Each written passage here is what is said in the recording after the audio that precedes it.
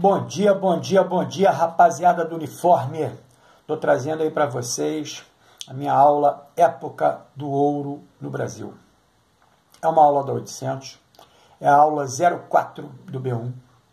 Ela possui 4 semanas de duração, com 15 conceitos históricos, e o maior deles é o Regimento para as Minas do Ouro, com 823 símbolos e tempo aproximado de produção historiográfica de 22 minutos e 38 segundos. Agora a gente passa aí para o outro lado, onde eu apresento o arquétipo, faço o comentário de cada um dos conceitos históricos. Vamos junto. Muito bem, rapaziada. Meu conceito histórico número 1 é o busca de riquezas. A descoberta em 1545 das minas de prata pela Espanha, na região de Potosí, vice-reino do Peru, aumentou o ânimo de Portugal. Porém, durante o século XVI e XVIII, o interior da colônia Brasil foi percorrido, sem, contudo, obter algum resultado minerador. Meu segundo conceito histórico dessa aula é a descoberta do ouro.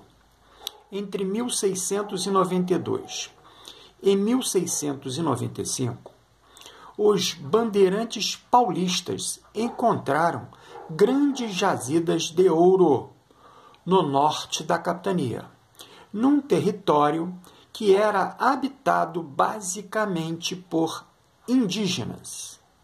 Tal descoberta provocou a formação de povoados junto ao leito dos rios e nas encostas das montanhas.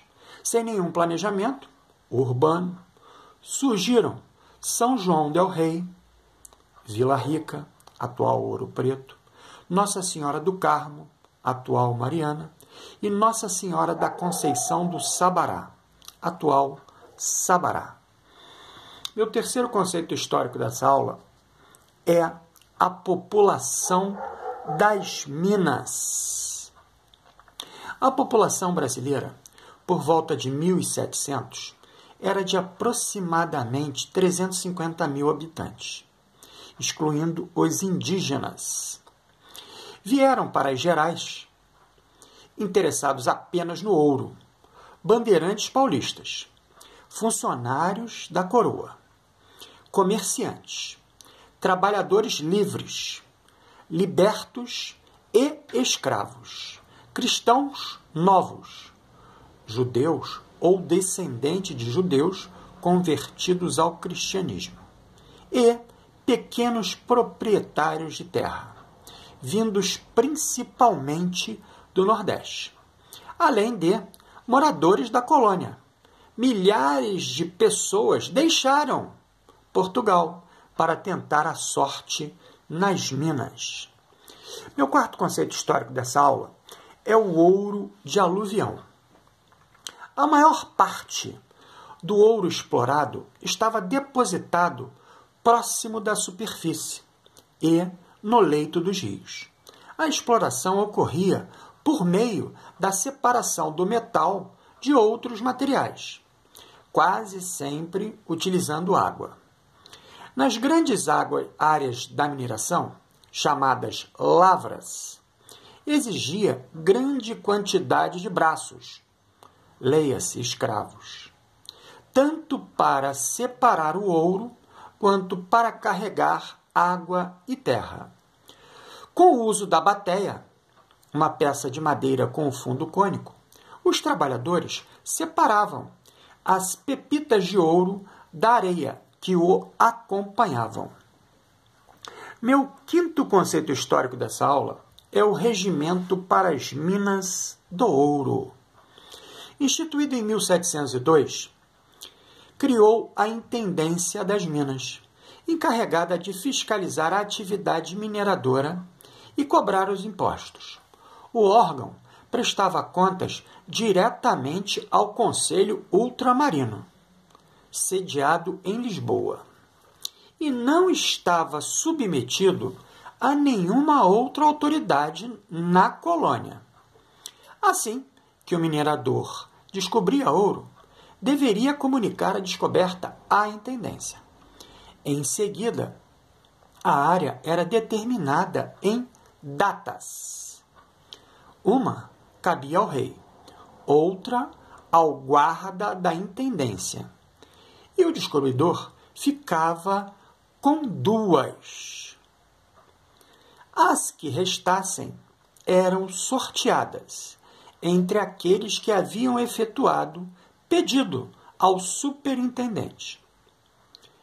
O tamanho das datas variava de acordo com o número de braços, leia-se escravos, que os mineradores possuíam.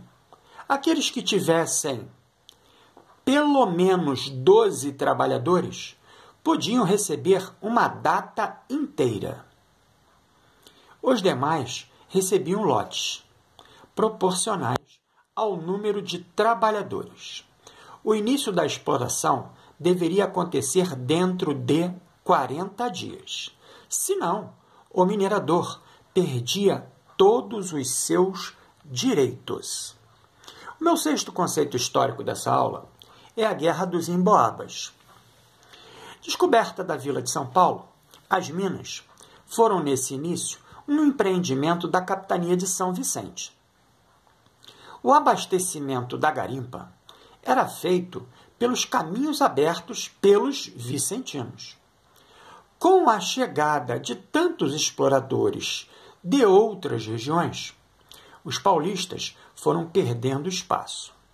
Passaram a exigir da coroa a exclusividade da exploração e o controle administrativo da região. O conflito entre os paulistas e os emboabas, que nada mais era do que uma forma pejorativa em que os paulistas chamavam os estrangeiros, levou à guerra entre 1707 e 1709. O bandeirante paulista Manuel da Borba Gato, superintendente das minas, era um dos líderes. E os emboabas eram liderados pelo português Manuel Nunes Viana, que após algumas vitórias declarou-se governador da região, expulsando os paulistas. Meu sétimo conceito histórico dessa aula é a capitania de São Paulo e Minas do Ouro. O conflito na região levou a coroa a perceber a necessidade de manter um controle efetivo na região.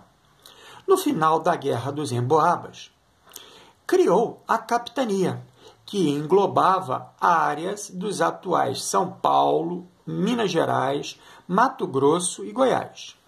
No ano de 1711, alguns arraiais foram elevados à condição de vila, como Vila Real de Nossa Senhora de Sabará e a Vila do Ribeirão de Nossa Senhora do Carmo, atual Mariana, onde passaram a contar com instituições governamentais, como Câmara e Cadeia. Meu oitavo conceito histórico dessa aula é a casas de fundição. O principal imposto da coroa era o quinto, que representava 20% de tudo e qualquer produção ou exploração realizada na colônia. Entre os anos de 1717 e 1719, a fim de evitar o contrabando, a coroa instituiu as casas de fundição, local onde todo o ouro extraído deveria ser levado para ser processado e transformado em lingotes, que receberiam o selo real, depois de retirado o imposto. Com isso, tornou-se proibido o transporte e o manuseio do ouro em pó, em grãos ou pepitas. Meu nono conceito histórico dessa aula é a Revolta Filipe dos Santos. A excessiva cobrança de impostos sobre a população das minas levou o comerciante Filipe dos Santos, comandando cerca de 2.000 mineiros, a invadir a casa do ouvidor-mor de Vila Rica, protestando contra a instalação das casas de fundição. O conde de Assumar, governador da capitania, entre 1717 e 1721, deslocou suas forças para controlar a rebelião, onde prendeu os principais líderes e enforcou Filipe dos Santos. As casas de fundição somente foram definitivamente instaladas em 1725. O 10º conceito histórico dessa aula é a prática do contrabando. Era uma das principais preocupações da coroa, na tentativa de evitar as evasões de divisas. Porém, a engenhosidade dos exploradores era tamanha que se apresentavam desde casas de fundição ilegais, que também falsificavam o selo real, como também o transporte das pepitas dentro de imagens de santos, o conhecido Santinho do Pau Oco. Meu 11º conceito histórico dessa aula é a descoberta dos diamantes. No arraial de Tejuco, atual Diamantina, em Minas Gerais, começaram a circular determinadas pedras, que, em função de seu desconhecimento, eram utilizadas como fichas de jogo. Porém, em 1731, alguns comerciantes, desconfiando de seu valor, enviaram para a coroa, que, após análise, determinou a proibição de sua circulação. Em 1734, numa tentativa de impedir a exploração clandestina, demarcou a área como distrito. Em 1739, entregou a exploração a funcionários reais, chamados contratadores, que, por meio de uma quantia pré-concebida, encarregavam-se da empreitada. Um dos mais conhecidos foi João Fernandes de Oliveira, que apaixonou-se também por sua escrava, Chica da Silva, com quem casou-se após alforriá-la e teve 13 filhos. Meu 12º conceito histórico é o ouro em Mato Grosso e Goiás.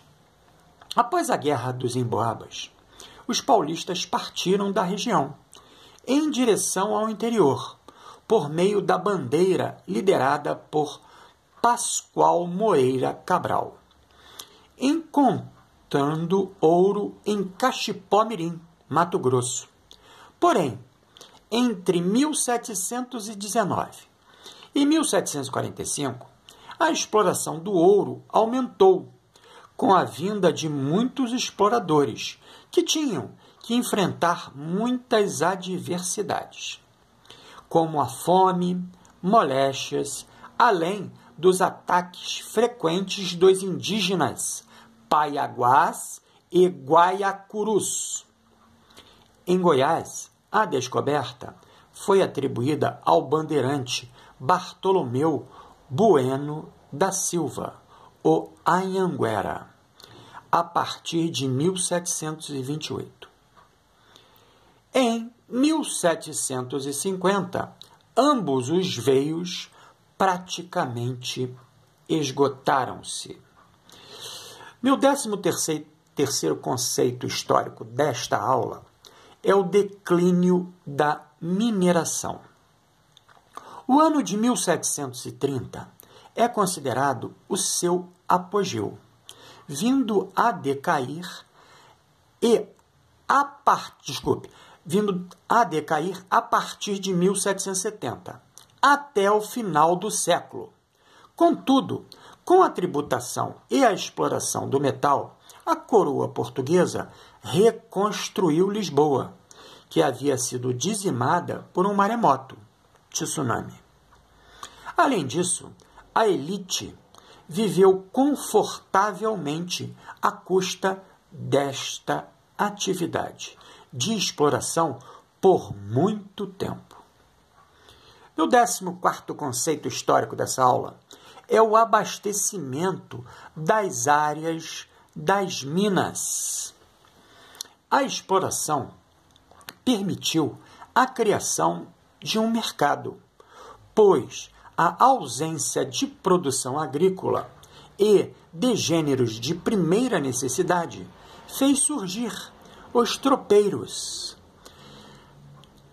Transportavam as mercadorias nos lombos das mulas, e as monções, transporte via fluvial, Tietê, Paraná e Tietê, Rio Grande, através de batelões, cujas viagens duravam 5 meses de ida e 2 meses de volta.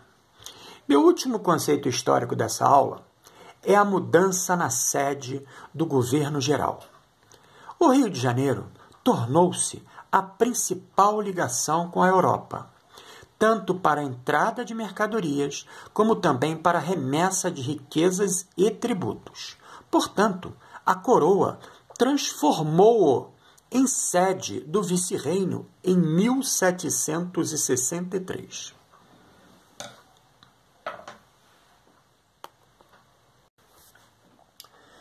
E assim, rapaziada da 800, eu termino meu comentário sobre a minha aula Época do Ouro no Brasil. Agora a gente passa aí para o outro lado, onde os senhores vão fazer a historiografia, que nada mais é do que o processo da escrita da história, e onde realmente cada um dos senhores autonomamente vai poder perceber o aprendizado histórico.